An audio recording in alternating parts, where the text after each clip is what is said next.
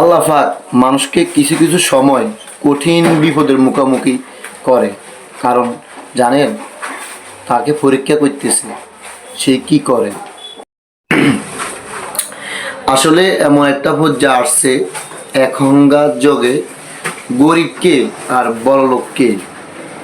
তো বলছি, আমাদের দেশে বন্যা দীর্ঘ আজকে 1 মাস যাবৎ বৃষ্টি হওয়ার কারণে মানুষের ঘর দুয়ার অনেক কিছু বেসে গেছে। গরিব বলেন, মধ্যম স্যালারির লোক বলেন, যে কোনো মধ্য ফ্যামিলির লোক বলেন, সবাই সবাই পানির মাধ্যমে বসবাস করতেছে। তো অনেকজন আসলে আশ্রয়কেন্দ্রে আসছে এই আপনার বসবাস করার জন্য, কারণ তাদের ঘর দুয়ারের অবস্থা তেমন ভালো না, পানি উঠে গেছে। এই জন্য সবাই আশ্রয়কেন্দ্রে চলে আসছে। তো আসলে আশ্রয়কেন্দ্রে যাওয়ার পরে বুঝতে পারলাম, কিছু লোকে বলে যে আল্লাহ আল্লাহ তুমি আরও বৃষ্টি দাও, দেশে আরও 1-1.5 মাস বন্যা থাকো। চিন্তা করুন ভাই, আমাদের বিবেক, মানুষ কত গুণে মানুষ হইতে পারে, আরও আল্লাহর কাছে ফরিয়াদ করে আল্লাহ আর বন্যা দাও। কেন জানেন?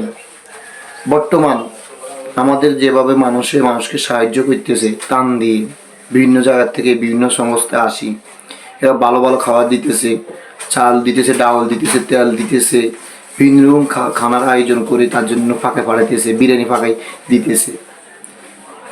এরা এটার লোভে বলে যে আল্লাহ তুমি আরও 1-1.5 মাস আমাদেরকে এভাবে আশ্রয়কেন্দ্রে রাখো।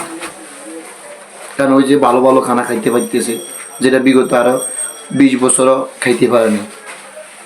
তো ভাই, মানুষের কথার কারণে মানুষের ছোট হয়।